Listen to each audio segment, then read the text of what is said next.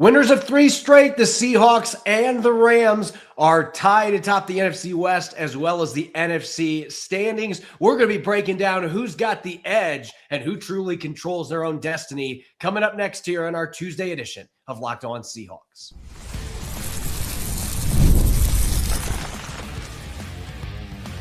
You are Locked On Seahawks, your daily Seattle Seahawks podcast, part of the Locked On Podcast Network. Your team every day. Greetings, 12. This is Corbin Smith, host of the Locked On Seahawks podcast, your daily Seahawks podcast, part of the Locked On Podcast Network, your team every day. Glad to be joined, as always, by my co-host in crime, Rob Rang, and a special thanks to all the 12s tuning in, whether you're in nearby North Bend, Washington, or across the country in Piscataway, New Jersey. We appreciate all of our listeners who make Locked On Seahawks their first listen 5 days a week, and have helped turn Locked On Podcast Network into the #1 sports podcast network.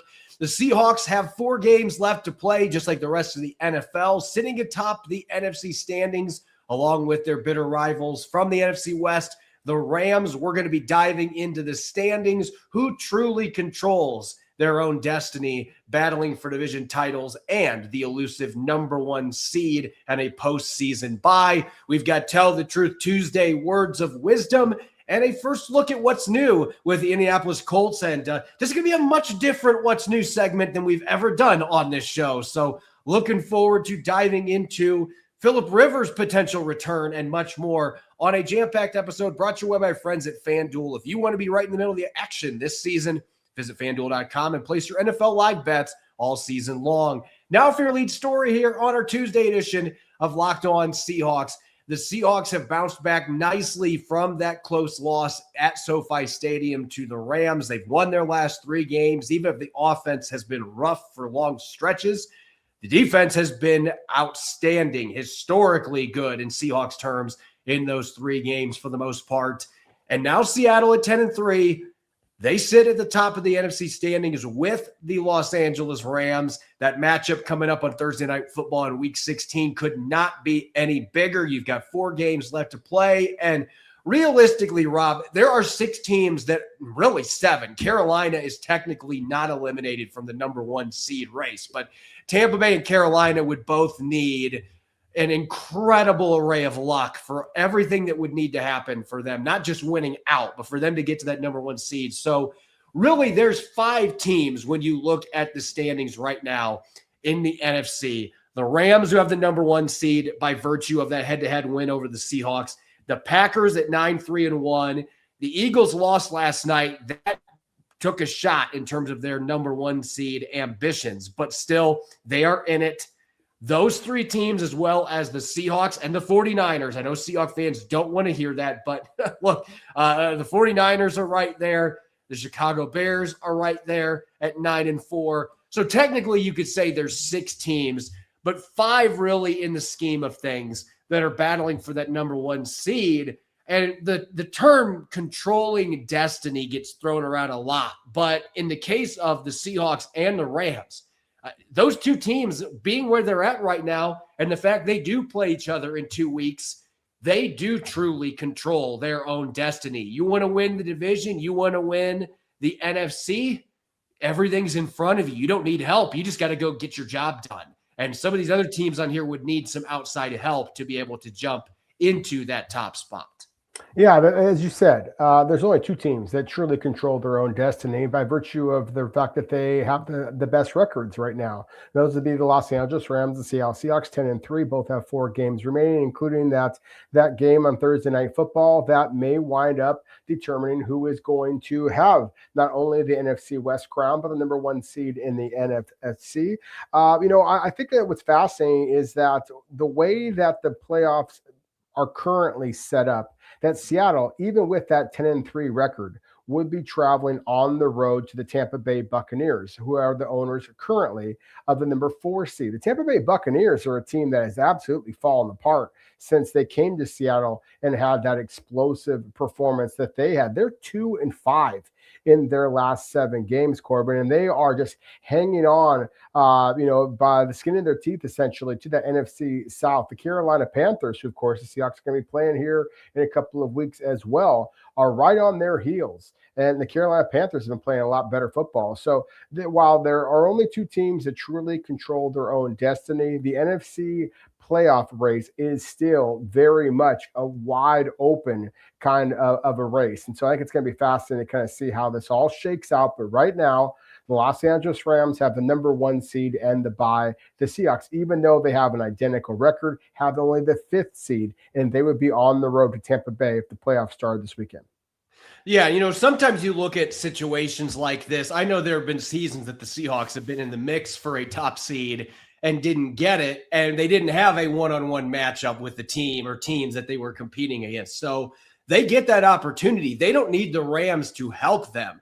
They help themselves by winning that one-on-one matchup. And if the Rams slip up in another game, then certainly they will accept that help. The Seahawks are not going to be upset about that if that happens. But I think what really makes this entire race so fascinating is the number of head-to-head matchups that we are going to see here. If you look in the NFC North right now, the Packers and the Bears, they play again in 2 weeks, and that one is going to be at Soldier Field. So those 2 teams, they get another opportunity. Green Bay winning this past weekend against Chicago, a chance for the Bears to avenge that loss. The Bears have to go to San Francisco the next week. So we're not just talking divisions here. We're talking to just make the playoffs. The Chicago Bears dropped from the 1 seed to the number 7 seed by losing that game to the Green Bay Packers on Sunday. The Detroit Lions would not be in the playoffs today at 8-5. Like, this conference is very top heavy. And so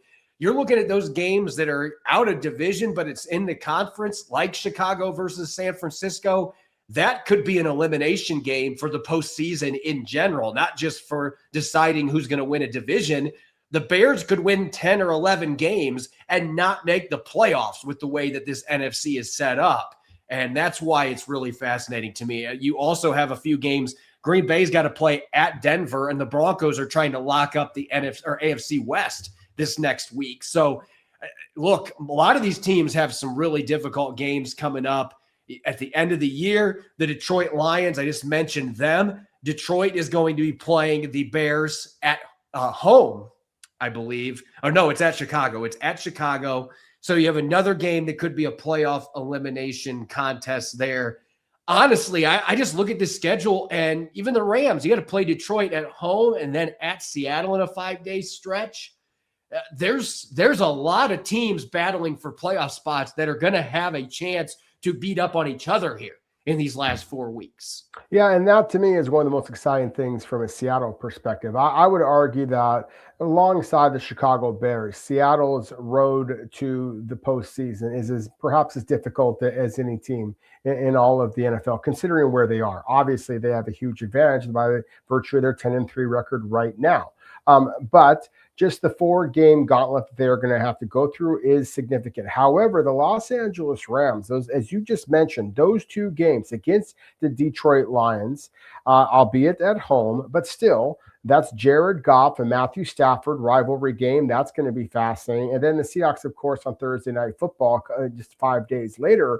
That's quite the gamut for the Los Angeles Rams as well. Yes, they do, finish the season going to Atlanta and then hosting the Arizona Cardinals, 2 teams that the Rams, when focused, should be able to basically mop the stadium floor with. But at the same time, I don't think it's out of the realm of possibility at all that the Rams could lose one or both of their next 2 games. So truly, if Seattle is able to just kind of maintain the dominant play that they have over these last 3 games, and hell, almost the entire season, Corbin, they really could wind up being the number 1 seed this year and make it that much more exciting of a winner for Seahawks fans.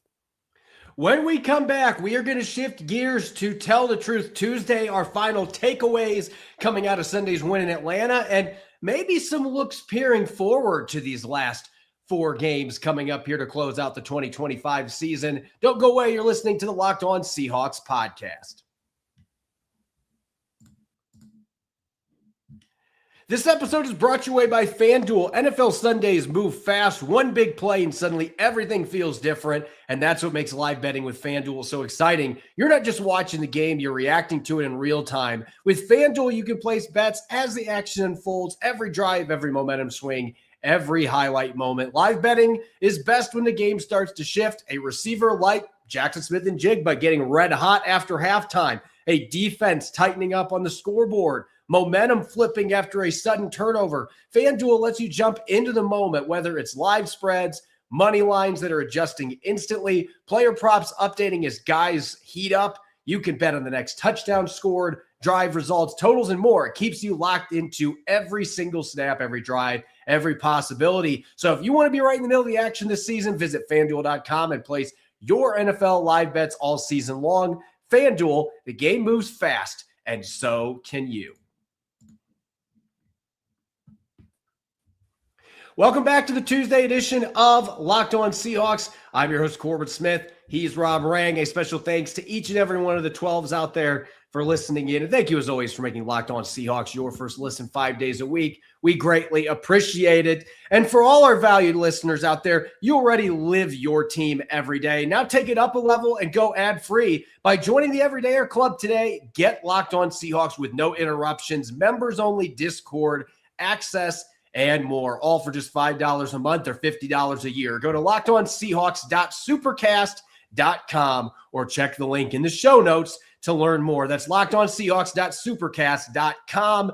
As we do each and every Tuesday, Rob, time to dish out our Tell the Truth Tuesday takeaways. And I know that you've got plenty of juicy things to say as we have every Tuesday coming into this segment, but let's start on the offensive side of the football. Yeah, I think that, actually, I'm going to go with a little bit of offense, a little bit of defense here, because I'm going to talk about Seattle's third down domination against the Atlanta Falcons. And there's a number of statistics out here that we could talk about. The fact that Seattle finished 6 of 13 on first down hardly sounds like dominant play.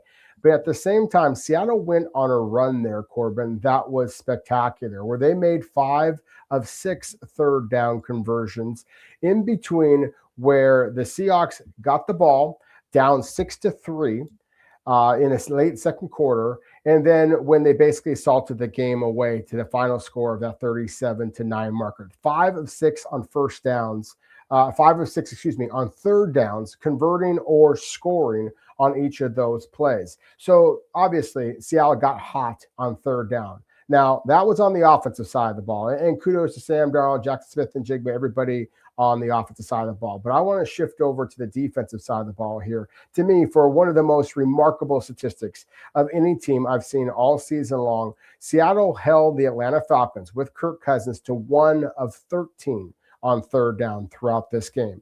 And my favorite statistic about all of this is the number 1 minute and 16 seconds. That's how much game time had elapsed when the Atlanta Falcons converted their one and only third down of this football game. The entire rest of the game, Seattle pitched a shutout on third down. Obviously, you cannot move the football if you cannot convert on third down. That, in a nutshell, is why Seattle dominated the Atlanta Falcons.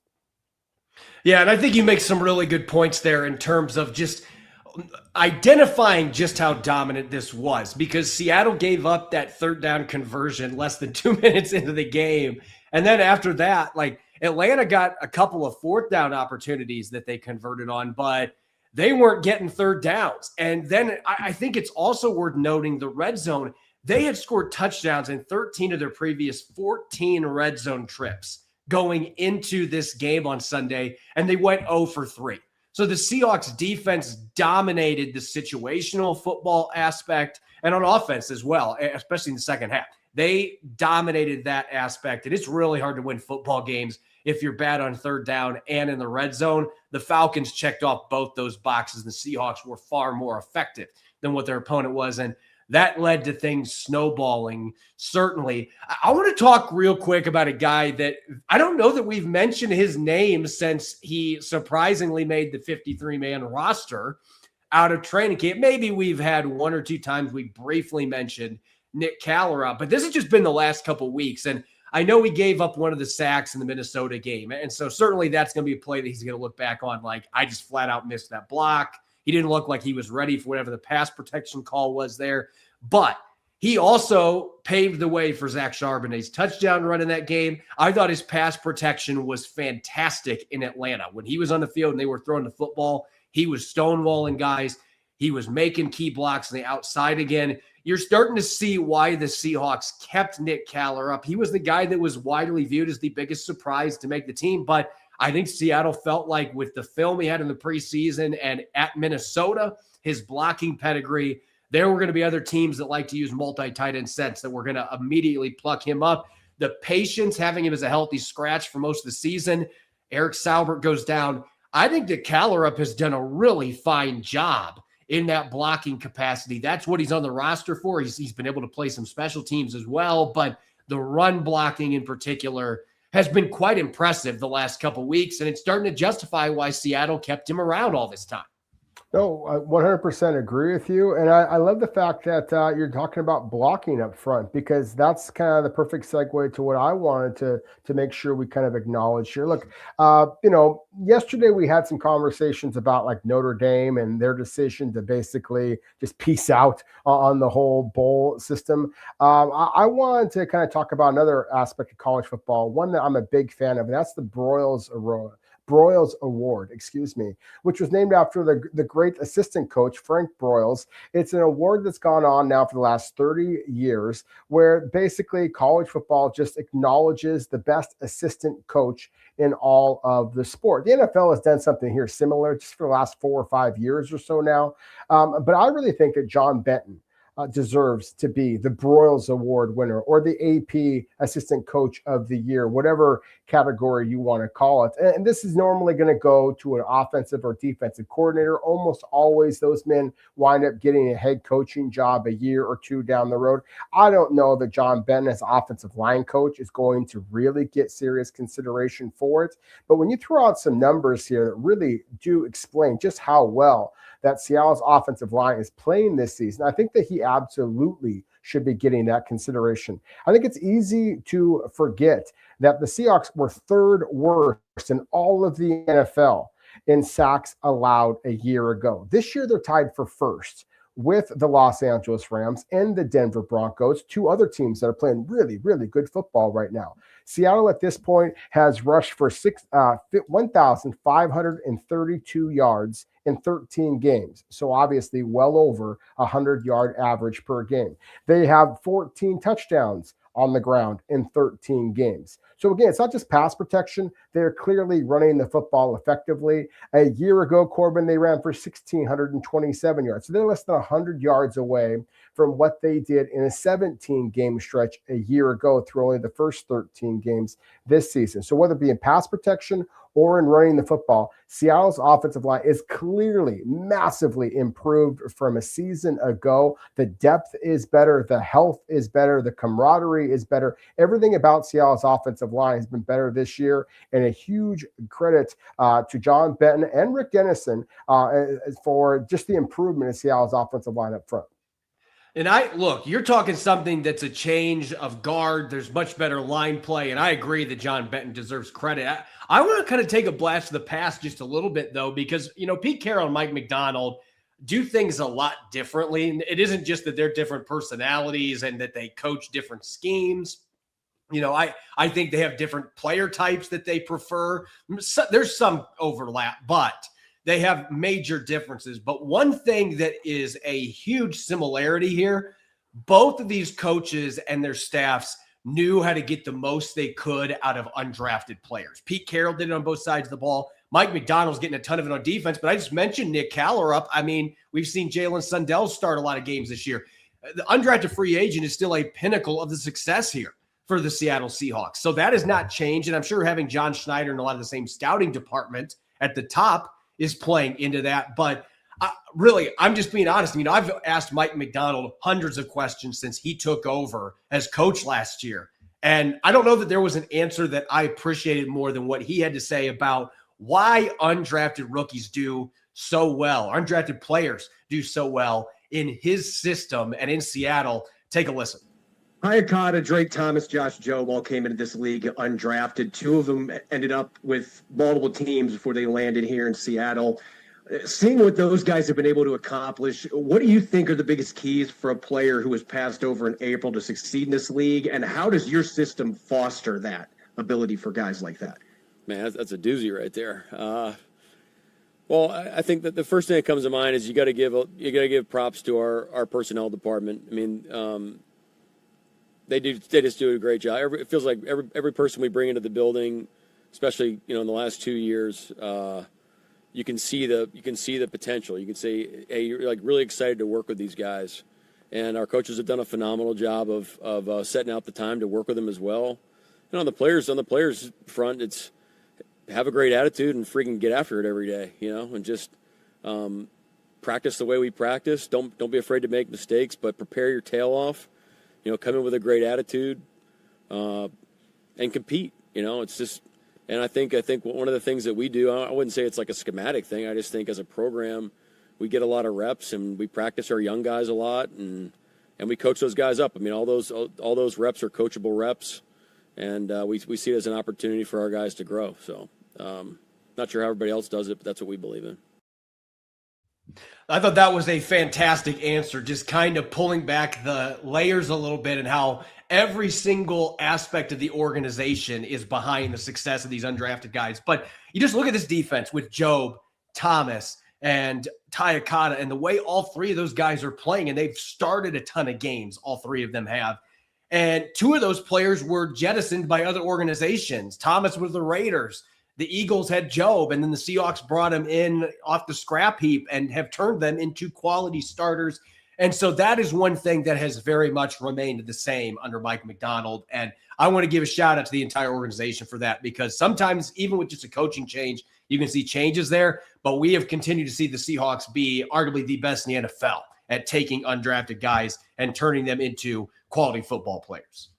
Yeah, and by an extension of that, you mentioned that the undrafted free agents is something that Pete Carroll had a great deal of success with, and obviously that is continued with Mike Macdonald.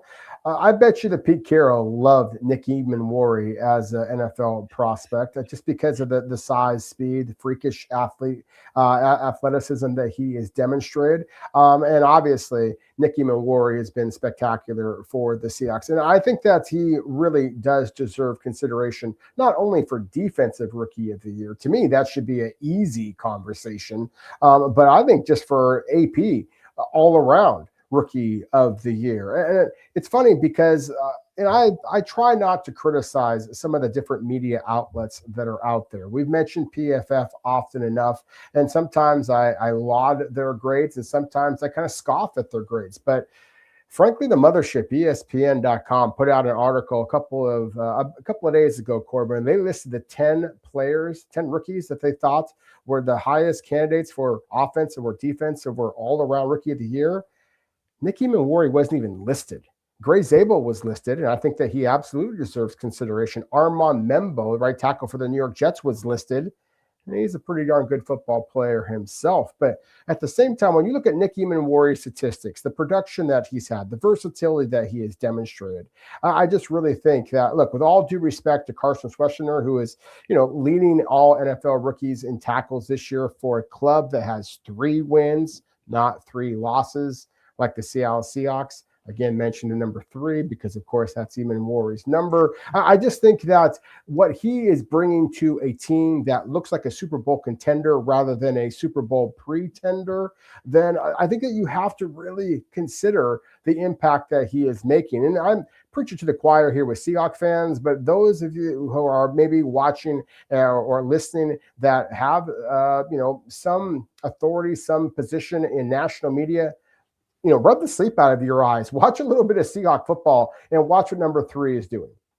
Yeah, he's been absolutely spectacular. And we've talked ad nauseum about the historical game that he had on Sunday. And look, you can debate whether it was one of the greatest defensive performances ever. I understand he didn't have any defensive touchdowns or things of that nature. But for a rookie to do what he just did is flat out ridiculous.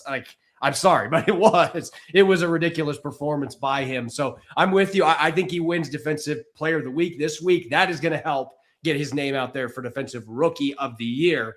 There's no doubt about it. Last but not least for me, my final takeaway real quick, I'm going to tell you right now what the X factor to me is for this Seahawks team doing damage in the postseason.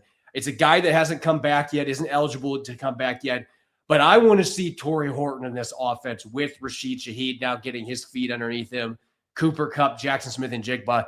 I know they don't run a ton of 3 and 4 receiver sets, rotate guys in and out, what he does in special teams, and just the red zone aspect. I think that's where they've missed Torrey Horton the most. I think Torrey Horton is the biggest X factor for this Seahawks team. You get him back healthy, I think that raises the ceiling.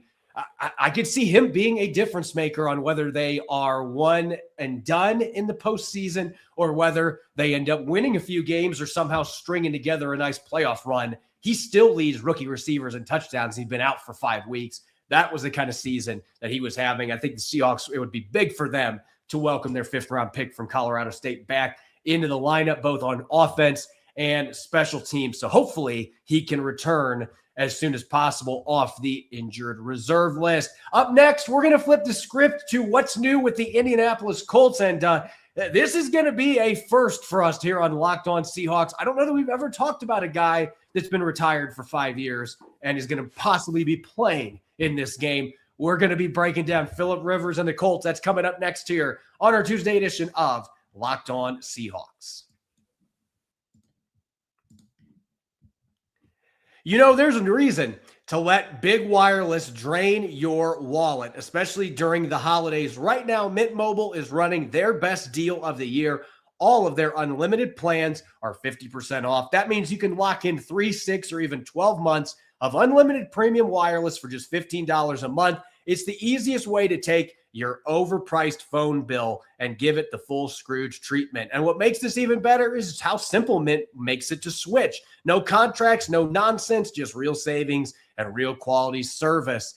Switching to Mint lets you keep your same coverage at a lower price. It feels good knowing I'm not overpaying just to stay connected. Turn your expensive wireless present into a huge wireless savings future by switching to Mint. Shop Mint Unlimited plans at mintmobile.com/LockedOnNFL. That's mintmobile.com/LockedOnNFL. Limited time offer, upfront payment of $45 for 3 months, $90 for 6 months, or $180 for 12-month plan required, $15 per month equivalent. Tax and fees, initial plan term only. More than 35 gigabytes may slow when network is busy. Capable device required. Availability, speed, and coverage varies. See mintmobile.com. Welcome back to the Tuesday edition of Locked On Seahawks. I'm Corbin Smith. He's Rob Rang. A special thanks to all the 12s who are listening in, and thank you, as always, for making Locked On Seahawks your first listen 5 days a week. We greatly appreciate it. The Seahawks looking to keep up with the Rams in the NFC West and in the NFC standings for the number 1 seed. A home date with the Indianapolis Colts. Now, Rob, about a month ago, this was a game that we were circling, and we weren't expecting it to be a significant game at this stage. I don't think many people thought the Colts were going to be in contention for a playoff spot. But Daniel Jones had a resurrection. Jonathan Taylor leading the league in rushing yards. The defense was playing vicious football the first 7 or 8 games. And then the injury bug struck. First, DeForest Buckner goes down with a neck injury. The defense has not been near as good without him out there, one of the best defensive tackles in the league. And now Daniel Jones. Look, I feel terrible for Daniel Jones because this was the best year of his career by far. The Colts looked like a legitimate contender before some of these injuries started to come down. And unfortunately, Jones will be out for the rest of the year with Achilles surgery coming up for him. And Indianapolis has Riley Leonard on the roster, their 6th rounder out of Notre Dame. He got hurt last week. So the Colts without Anthony Richardson, he's on injured reserve, former top 5 pick. He's not playing this week. It truly has become a Where's Waldo in the quarterback room when you're talking about this Indianapolis Colts squad, to the point, Rob, that, look, normally when we do these What's New segments, we're looking at all the free agent additions and the departures, and we'll briefly touch on some of that stuff. But like the storyline on What's New, the ink is still wet on the practice squad contract that Phillip Rivers just signed with Indianapolis. He just turned 44 yesterday. He has not played since January 2021. So it has been a long time since Phillip Rivers has played an NFL game. This would seem unprecedented, and yet at the same time, there have been a few times early in NFL history where quarterbacks have come out of retirement like 4 or 5 years later. But this has to be a first for a guy that is a semifinalist for Canton this year. And he decides, you know what, I think I'm going to see if I can play for the Colts. And it is not out of the question he could play Sunday with Riley Leonard's injury situation, which when this news came out yesterday, I thought, okay, this has got to be just trying to generate some kind of a distraction for the Seahawks for game planning or something. It looks legitimate, though, that Phillip Rivers could feasibly play 5 days after signing at 44 years of age. And that is just, wow, mind-blowing. It certainly is mind-blowing. So is the fact that, as you said, I mean, semifinalist for the Pro Football Hall of Fame. He is a grandfather at this point. Not sure a lot of grandfathers are playing in the NFL. Look, I have such great respect for Phillip Rivers as a quarterback, as a competitor.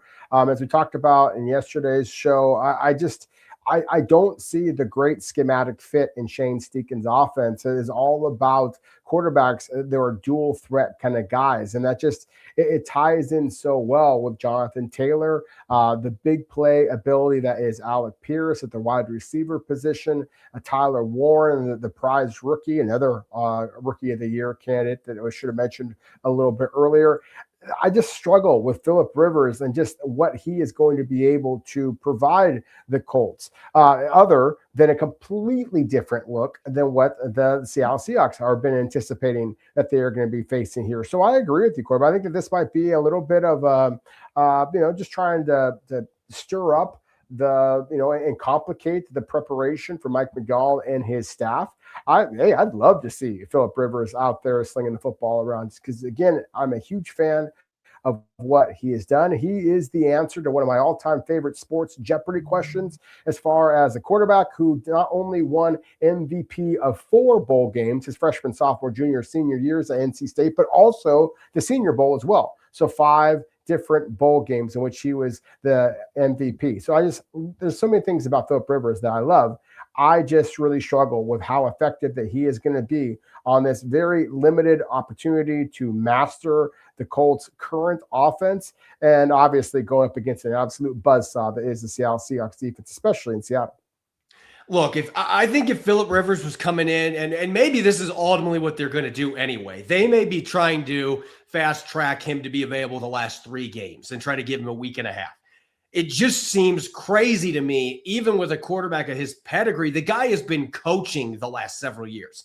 It's not like maybe he has been training for this opportunity, but this does not strike me as something where in 5 days, he's going to suddenly be ready, at least ready enough to play arguably the best defense in the NFL. And maybe Riley Leonard ends up being healthy enough to go and the Colts don't have to go down this route and he's just the emergency guy as their backup. That might be what the Colts are hoping that they can do this week. But unfortunately for Indianapolis, that's not the only injury situation they're dealing with. They traded for Sauce Gardner at the deadline, dealt away a bunch of high draft picks for him, and now he's got a calf injury that he's dealing with.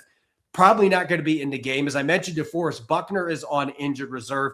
That doesn't mean this team doesn't still have good players. As you mentioned, Tyler Warren, their first-round pick out of Penn State, is a dynamic football player, and he might even play some quarterback in this game coming up. He did a lot of Wildcats out of Penn State. I could see the Indianapolis Colts out of desperation mixing that in this game. Cameron Bynum's had a really good year coming over from Minnesota. The other injury that is worth watching, Charvarius Ward, familiar foe from the 49ers for several years, he's got a concussion. So who knows if he's going to be available on Sunday either. This is just a team that's just had all kinds of injuries mount. And this is a great feel-good story. And maybe they're going to be able to find a way to get their run game going with Jonathan Taylor and play just good enough defense that they can stick around on Sunday, hang in the game at Lumen. But, man, when you're pulling 44-year-old quarterbacks that haven't played for 4 years out of retirement and you're putting in 4th-string corners and your defensive line's depleted, there's a lot of things that – and this team has been struggling to win games the last month too. they have fallen back to earth, and a lot of it has been injuries. I mean, Daniel Jones was playing with a fractured fibula for 2 games before his Achilles injury. So they just didn't have the depth, and they certainly did not have the backups to be able to withstand all the injuries that they've had. And it puts them in a very tricky situation.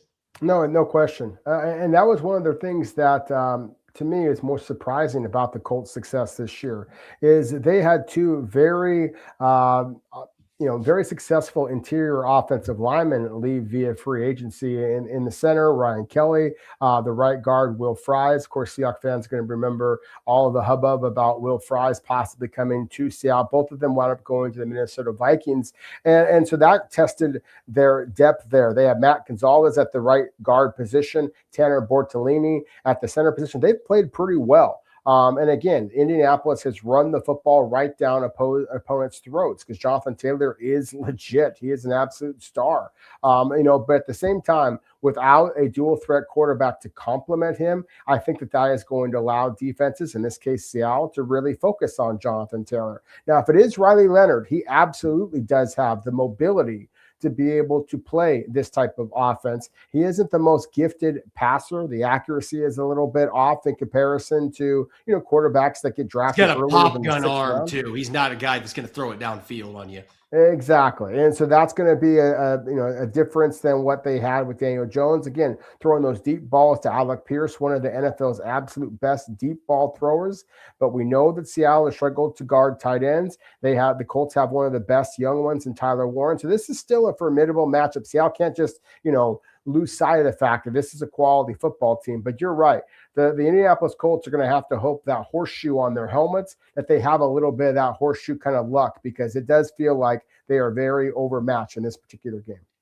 And I have to post this just because I love it. Steve H729, can Hasselbeck be next? Hey, at this point, I could see Trent Dilfer coming in off the sidelines for somebody. If we're bringing in quarterbacks that have been out of the league for 4 years, maybe Phillip Rivers, because he's been coaching, he's been throwing the ball around a lot and stuff, but he might be better equipped to be able to do this. But this is going to be a absolutely bonkers story if he actually is in uniform, let alone playing on Sunday.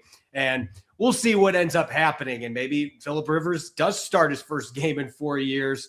The Seahawks will be looking to feast, and that might be kind of a rude awakening for a guy who's been enjoying retirement for the last several years. But anyway, as always, you can follow me on X and Blue Sky at Corbin Smith NFL. You can follow Rob at Rob Rang. Make sure to subscribe to Locked On Seahawks on YouTube and wherever you listen to your podcast to make sure you don't miss a single episode. When we come back tomorrow, it's Matchup Wednesday. We'll be diving into all the key matchups to watch when the Seahawks and the Colts duke it out Sunday afternoon at Lumen Field. You won't want to miss it. Enjoy the rest of your Tuesday, and thanks for listening. Go Hawks.